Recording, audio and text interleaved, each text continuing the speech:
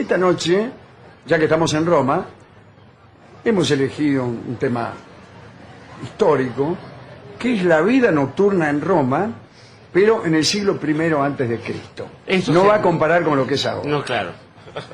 Así que daremos algunos datos. En Roma había un barrio donde se concentraba la prostitución. Sí, algunas personas escandalizadas. Sí. Era el barrio de la Suburra, que estaba en el monte Esquilino. Si no me han dicho mal, es por acá cerca. Acá mismo. Haberlo No sabido. trate, señora, de convencerme. Me han dicho también que lo que era un monte ha sido desgastado Lo limaron de también. tal manera por la erosión que ya no parece Es tal. solo una plaza, claro. Ahí había algunos lupanares, pero los más finos estaban en el Aventino, que aún sigue siendo un monte, tal vez porque lo han tratado con mayor cuidado. Había también una tercera clase de burdeles de ínfima categoría que se llamaban pestilentes y que estaban en el Trastevere, allá donde le dije. La noche romana era mucho más ruidosa que el día, Claro. pero principalmente por una razón. Julio César había dispuesto que los carros pudieran circular por Roma únicamente de noche. Ajá. De día no podían hacerlo porque había demasiado ruido. Demasiado ruido. Entonces el ruido estaba de noche. Estaba de noche el ruido y había una gran inquietud entre las personas que estaban haciendo cola para entrar a los burdeles. A los burdeles, claro. Uno Sí, va... porque era a esa hora que te podía llevar por delante un carro. Es decir, ¿cuál es la principal inquietud de un hombre que está va a un esperando burdel. para entrar a un burdel? Obviamente que se lo Ser lleva por arrollado. delante un carro. Totalmente. Y como los carros solo circulaban por la noche, esa inquietud era mucho mayor. Hay que decir también que había muchas tabernas, había mucho juego, se jugaba a los dados, de parado jugaban. Esto me huele a que es mentira. No se puede jugar de parado a los dados si no hay mesa. No, pero siempre ese- precisa una superficie plana. ¿Qué tan Y abajo? es el piso. Y claro. ¿Cómo vas a jugar parado? ¿Cómo ves Es lo que raro. salió? O sea, en el piso a los dados se juega hoy y en la antigüedad clásica también en cuatro patas. Claro. Había por aquellos barrios rondas de alguaciles que velaban por el orden, aunque algunos ciudadanos acomodados llevaban su propia custodia y que usaban un palo. Un palo, Un ¿vio? palo para protegerse. Para concurrir al burdel, el ciudadano romano se vestía, no digo que de gala, pero se vestía Se bien. endomingaba, digamos. No iba a ir uno al burdel de cualquier de manera. cualquier manera. La toga planchada. Igual, ya que estaba elegante, tenía que tener mucho cuidado de las aguas menores que las familias solían arrojar desde lo alto de los balcones. Vieja costumbre que pervivió hasta la Edad Media, y ahí viene El aviso. el aviso: agua va. Según Plauto, a veces no solamente venía el agua, sino que la tiraban con escupidera y todo. De manera que las personas que circulaban de noche corrían ese peligro. Los faroles, los lupanares solían tener un farol de aceite y a veces bajo el farol algunos carteles con el nombre. Con el nombre de la dama que atendía. No, con el nombre del lupanar. Del burdel, Había de la varias marca. damas, señor. Perdón, pensé que ¿No era quiere una que tenga sola. un lupanar de una dama? ¿Por qué no? No. Soy un hombre... buena los costumbre. nombres eran sugerentes, por ejemplo, las cuatro hermanas. No me parece un buen nombre, ¿querés que te diga la verdad? Mucho peor es el Senado de las Mujeres. Dulces Sueños es pésimo. Sí. Las leonas y los esclavos se Está ahí, está ahí. rondan el aplazo. Pero eran nombres muy malos. ¿No? Bueno. A la entrada se bebía como si fuera una taberna. Había, hay que decirlo, Sí. un olor denso, aceite rancio. Bueno, más o menos como ahora. Sí. Pero había un detalle que es extraordinario señalarlo. En aquellos tuburios no había humo. Ajá. No había humo porque todavía no se había inventado el tabaco. No se fumaba. No se fumaba, entonces no existía algo que nuestra mente asocia a cualquier ambiente de pésima catadura. Sí.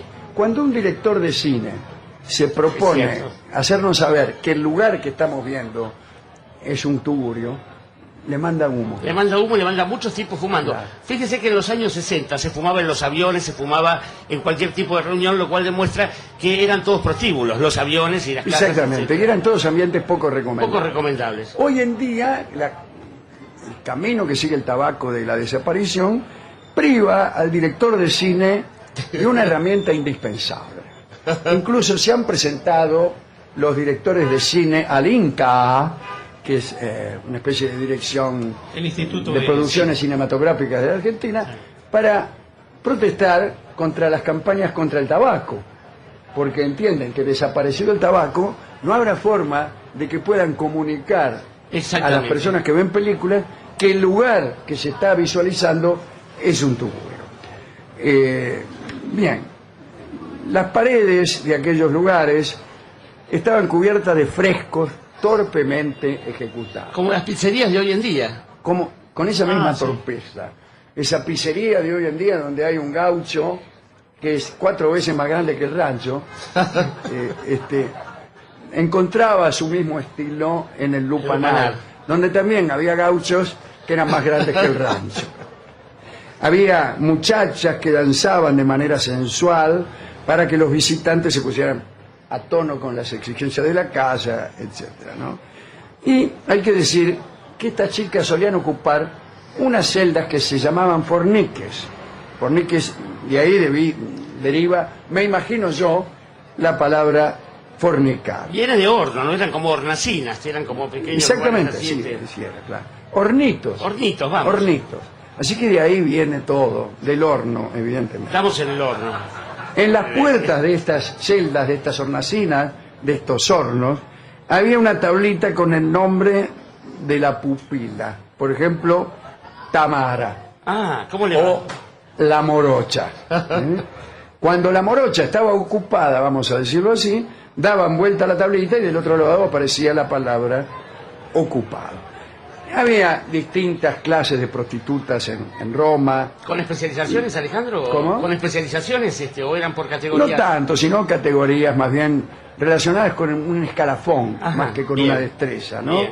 Las humildes busconas, llamadas prostibulum, es decir, las que pasaban el día delante de la puerta. Las delicata, Bien. eran las más caras, trabajaban por cuenta propia, es decir, sin ningún cafiolo, ¿no? Sí, sí.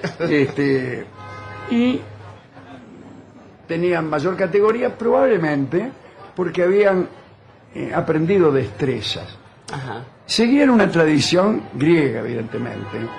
La prostituta griega era diestra. La etaira, claro. Sabía música, sabía conversar, asistía a los simposios donde la mujer griega no podía asistir, pero la etaira sí.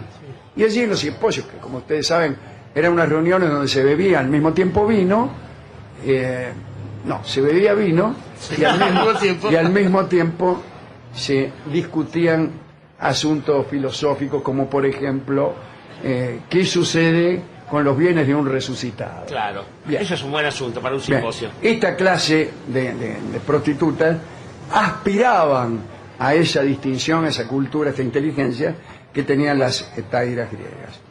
En la puerta de los burdeles, cuidando todo, estaba desde luego el leno, de donde viene la palabra lenocinio, incluso lenón, que es uno de los nombres que tiene el cafiolo, también llamado el cafillo, fioca, el rufián, Caralisa. el macró, el caralisa, el canfinflero, caferata, todos los... El los proxeneta, derivados. vamos. Bueno, lo que a usted se le ocurra, ¿no? El leno, según Plauto, era muy mal visto en Roma y era despreciado. Solían ser hombres desalmados que reclutaban pupilas valiéndose de los procedimientos más viles. Seducían a las niñas pobres de los barrios humildes con promesas que las hacían salir de su barrio y después las hacían criar por un mercader de esclavos con vistas a dedicarlas a la prostitución. Vamos, es un tango. Con 20 abriles me Es viene una para el historia de centro. tango. es interesante rastrear el tango antes del tango, Ajá. en su letra, en su espíritu, en su música. Si usted toca...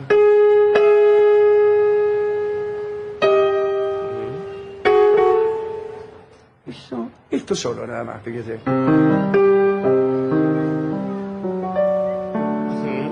Esto es un tango. Sí, señor, absolutamente. Esto es un tango chopiniano, por más que sea un Chopin, vals. por más que Usted sea quiere- polaco. no un balsecito criollo. Un tango. Un tango. ¿Qué da tango aquí? Un acorde menor con el segundo grado.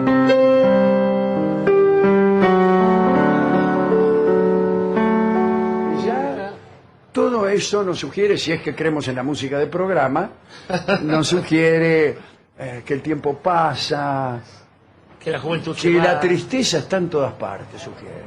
Esa es una gran idea. La tristeza está en todas partes, Dorio. Usted pasa por la ciudad más hermosa del mundo y le parece que está alegre hasta que un hombre mucho más triste que usted, un hombre pobre, está pidiendo limón. Y ahí apareció la tristeza.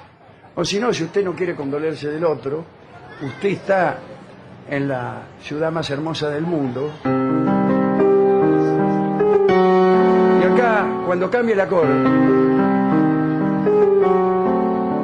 se da cuenta de que está más viejo, Claro, claro. que la juventud no va a regresar. Así que es de hombre decente aprovechar los mejores momentos, cuando uno está muy contento, por ejemplo, cuando se ha escapado sin pagar de un restaurante, o cuando ha seducido a una mujer que uno no merece. Entonces ahí uno debe acordarse de que es mortal, como aquel esclavo que le decía cada tanto a Marco Antonio cuando entraba en triunfo. Esto es Cubo Vadis, ¿no? Cubo Vadis. Cobadis, exactamente. Recuerda que eres mortal. Bueno, el tango sirve para eso, para recordarle a Marco Antonio que es mortal. Terminemos esta historia, ¿no? Había algunas prohibiciones en Roma para las prostitutas. No podían vestirse como las mujeres decentes, porque ay, que van a pensar, qué sé yo. Pero tampoco podían usar calzado. Sin embargo, con el tiempo, las chicas de los lupanares empezaron a usar unas suelas que adherían a sus pies, se las pegaban a las patas, y a veces en las suelas ponían unos relieves Ajá. que escribían. Cuando ellas pisaban, escribían. ¿Qué escribían? No sé, seguime, vas a ver lo que es bueno, No te voy a defraudar. tomá tus 20 centavos, yo qué sé, cosas así. Muy bien. Otra cosa que sucedió es que en algún momento las mujeres decentes empezaron a imitar el maquillaje de las etairas. Está mal dicho, de las prostitutas. De las prostitutas, sí, sí. La matrona romana tradicional se presentaba a cara lavada. Las prostitutas, por el contrario, tenían una capa de afeites que apenas permitía apreciar las verdaderas facciones.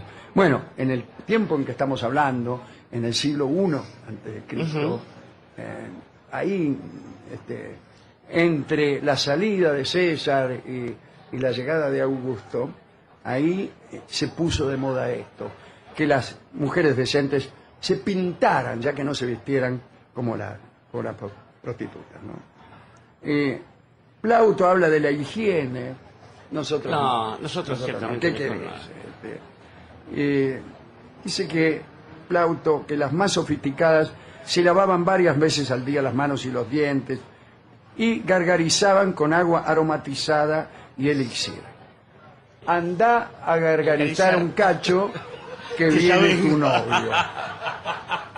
Ese es todo lo que puedo decir por ahora de estas prostitutas y de la vida desordenada y loca que solía vivirse en los cabarutes de aquel siglo primero. De esta misma ciudad, justamente. Aquí en esta misma ciudad, ahí donde está sentado el señor. Sí, el señor Ignacio. Usted por no ahí, sabe lo que claro. pasaba. No, ese señor no, el otro, el que está triqui. Sí. Bueno, no se ofenda, caballero. Hay que decir, Alejandro, que hay dos aspectos de esto. Por un lado, esto que usted señalaba, el carpe diem, no es que es el paga a Dios, el carpe diem, sino significa el aprovechar el día a día, el poder ser felices en cada momento. Pero después hay otra cosa, y tiene que ver con esto del prestigio de ciertos lugares, de ciertas plazas, o de ciertos prostíbulos, ¿para qué negarlo? Gente que hoy en día todavía viaja y entonces dice, sí, puede ser que vos seas feliz por estos pagos, a que no sabés dónde estuve. Y dice, por ejemplo, estuve en un prostíbulo romano, o en un prostíbulo parisino, o en Nueva York, y qué sé yo. Es curioso porque se destacan cosas que difícilmente han sido comprendidas. Efectivamente, si uno no hubiese venido guiado por la mano de Alejandro, a la salida de esta reunión, difícilmente podría distinguir un prostíbulo caro de un prostíbulo barato hasta el momento que le cobren, que ya va a ser bastante tarde. Pero básicamente, sabemos que un lugar puede ser patria para un hombre y exilio para otro, y que en general esas cosas se adquieren con la vida. Pero también es cierto que cada vez que uno llega a un lugar, ese lugar va a ser procesado por uno en función de aquellas cosas que aprendió, no solo cuando era niño, sino en la lengua con la que fue formada, en las costumbres en las que fue educado y en los valores en los que fue creciendo. Por eso, a la hora de los bifes, está muy bien recorrer el mundo. Nuestra idea es ecuménica, nuestra idea es católica en el sentido de universal. Pero para eso llevamos bien arraigada una forma de ser y una personalidad que tiene colores inevitables. Por eso digo, a cada rato, cuando alguno viene a alardear de algún viaje, de algún pasaje, y no se da cuenta, no sabe explicármelo en el mismo sentido en que él y yo nos educamos, yo le digo, todo bien, pero a mí déjame mi barrio. A mí déjame mi barrio es el tango que va a ilustrar esta pequeña charla que hemos dado y lo canta Edmundo Rivero. Significa también una pausa para nosotros. Permiso.